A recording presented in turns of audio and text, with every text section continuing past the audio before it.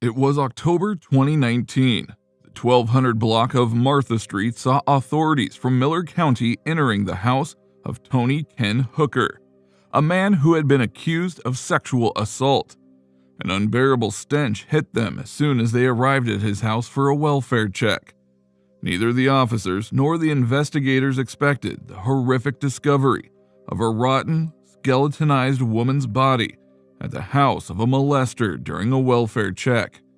With clues pointing towards Tony Ken Hooker and his girlfriend, Debbie Sue Himes, in 2021, Hooker has pled guilty to many felonies since the discovery. He wouldn't have expected that a sexual assault case would pave the way for the authorities to discover his longtime girlfriend's disabled sister's rotting body. Christy Himes was finally found, but nobody would have wanted to find her in this way. So what happened to Christy Himes at the 1200 block of Martha Street? Had her only sister betrayed her? Welcome back to Mysterious 7. My name is Matt, and today we are looking at the inhumane story of Christy Himes. So find yourself a safe place before we look into an absolutely horrible case. Without any further ado, let's dive right in. In connection with the discovery of a decomposed body earlier this month, Debbie Himes and Tony Hooker both face charges of adult abuse and abuse of a corpse after the discovery of remains that are believed to be those of 40-year-old Christy Himes. Texarkana. Texarkana is a fantastic city with a wide range of sights and attractions. With a population of 37,000 people, this city in Texas is home to various attractions, including cultural, natural, and historical landmarks. Texarkana is a terrific location to live in and a great place to do business. Affordable housing, secure communities, high-quality healthcare, and good schools are all available to their inhabitants. Texarkana's public schools are above average, and Texarkana is home to many families and young professionals, including our victim's family. Christy Himes. Christy Himes, our victim, was born on October 16, 1978. Her parents were Wanda Sue Oswald and Al Cox. She was born with special needs and had a history of seizures, making her legally disabled. Christy was the disabled sister of Debbie Himes and her only sibling. Debbie Himes had daughters, but the rest of her family information stays confidential with the court since the case is still under trial. Tony Ken Hooker. Tony Ken Hooker, a 65-year-old man, had been in a relationship with 58-year-old Debbie Sue Himes for over 20 years. Hooker, Debbie Himes' boyfriend, was pretty close to the Himes family. One day, Hooker was made the legal guardian and caregiver of 44-year-old Christy Himes after her parents got old. The parents trusted that Hooker would take good care of their daughter Christy, but they died without knowing that it would be the single worst decision they could have made for their daughter, and the worst mistake of their lives. Hooker's mother passed away in 2016, which changed the fate of poor Christy Himes. The 1200 block of Martha Street. After Hooker's mother's death, Hooker, Debbie Himes, and Christy Himes shared a home on the 1200 block of Martha Street which Hooker owned. But after a few months, there was a strange absence at the house that nobody could exactly pinpoint. Outsiders were oblivious to the strange mishappenings that were happening under everyone's noses at the 1200 block of Martha Street until 2019. While for the Himes family and Hooker, everything seemed to be going smoothly up until 2019, when a sudden shock came to Debbie Himes when an arrest warrant was issued for Hooker. It was for abusing a relative of his fiancée. A relative of the Himes family reported that Hooker had sexually assaulted a minor girl. Police and Adult Protective Services were immediately called to the Martha Street residence after an accusation of sexual assault against Hooker. It was also around this time when Christy Himes' relatives became more concerned for her. Himes' family members requested the authorities and Adult Protective Services to look into the welfare of Christy Himes since she was disabled and was sharing the house with a molester. Her relatives felt that Debbie Himes would not be able to care for her sister if Hooker was in jail. They also mentioned that Debbie Himes had a stroke in November of 2017 and was said to use a wheelchair occasionally.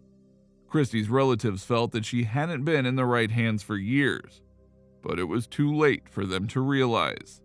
Before moving with the welfare check for Christy Himes, the officers tried gathering information about the Himes family without Debbie Himes' knowledge. They found that Christy Himes was last seen in 2015, and none of her relatives mentioned that they met Christy after that. When an APS caseworker and a Texarkana, Arkansas police officer came to Debbie Himes' residence to do a welfare check on October 3, 2019, they could smell a stench inside the home that was almost unbearable. One of Debbie Himes' daughters had also arrived at the residence when they went to check in on them. When questioned by the officers, Debbie Himes' daughter stated that she and her sisters are not close to their mother. She also added that she last saw her Aunt Christy Himes around Thanksgiving 2015.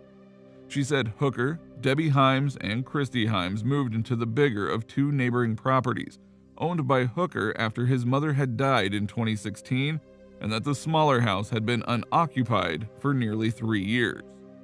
When investigators asked her about where her Aunt Christy Himes is, she allegedly said, "dead or maybe sold as a sex slave." The daughter's answers made it more difficult for Debbie Himes, as simultaneously when Debbie Himes was interrogated, she reportedly informed the caseworker and police officer that Christy Himes was in Tyler, Texas, visiting another relative. Officials had previously verified that Christy Himes was not with any relatives in Tyler already. When Debbie Himes was challenged with this information, she allegedly said that Christy Himes was in Alaska for their father's burial, who had died 2 weeks prior. Investigators had previously discovered that the father died in May 2019, not September 2019, and that Christy Himes was not in Alaska. The unconvincing excuses given by Debbie Himes and her unwillingness to let the caseworker and police officer into the deserted residence raised concerns and suspicions for Christy Himes' safety. However, the investigators and crime scene detectives finally managed to obtain a warrant and successfully open the residence of Debbie Himes. They found the smaller home was dirty and full of trash. A dog kennel full of animal feces stood on a table in the living room, and black mold could be seen on the ceiling. On the floor, there was a lot of animal excrement and urine, as well as hay, dead insects, mold, mildew, dog bones, dog food, animal hair, empty food containers, bits of food, several empty 2-liter soda bottles, an oxygen tank, an old fish tank, and other rubbish and waste. After crossing the rubbish in the living room, they unlocked the door to a bedroom, where they made the gruesome discovery that gave off the unbearable smell. Investigators discovered a mound of bones protruding from a plastic rubbish bag lying on an old metal framed bed. Several apparent bones on the bed looked to have been nibbled on by an animal. Only a little bit of skin and hair remained on the head, indicating that the carcass had nearly decomposed. Debbie Himes allegedly informed investigators that the corpse discovered was Christy Himes, and she had died a few days after suffering from a seizure. Still, it was difficult to pinpoint the exact day when she died. Instead, Debbie Himes allegedly told police that she didn't call 911 because she couldn't afford a funeral for Christy Himes after she died. Debbie also added that she and Hooker used to pay the medical bills using Christy Himes' federal disability benefits after her death. After taking Debbie's statement, the investigators went to meet Hooker. Hooker was interrogated by investigators while in detention on a sexual assault charge on October 7, 2019. The interrogation started with, "We found a body on a bed with just some skin and hair in your 2 nearby properties." The entire discussion in the interrogation room has not been revealed yet, but as per Hooker's statement, Christy Himes died sometime after his mother's death in June of 2016, but before Debbie Himes' stroke in November of 2017. Christy Himes supposedly did not have a seizure, although Hooker did indicate that Christy Himes seemed to be weakening in the days leading up to her death. Christy Himes was packed into a trash bag, taped shut, and placed on her bed in the smaller Martha Street residence, where it may have lingered for years, according to Hooker. Hooker told detectives that he and Debbie Himes stayed in the house with the body until November of 2017. When Debbie Himes suffered a stroke, they moved into a larger residence. Hooker said that the smaller of his two Martha Street homes became known as Christy's tomb. He continued to use the clothes dryer in the bedroom with the rotting body, even after he and Debbie Himes moved to the larger home. Legal proceedings.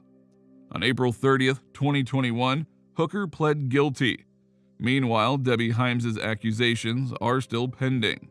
According to a report filed in January following a psychiatric examination, Debbie Himes is competent enough to stand trial, and she looked to be exaggerating signs of cognitive impairment.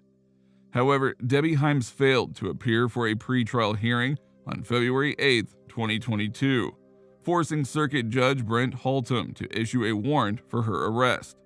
Himes might be charged with a second felony for failing to appear in court on the felony counts.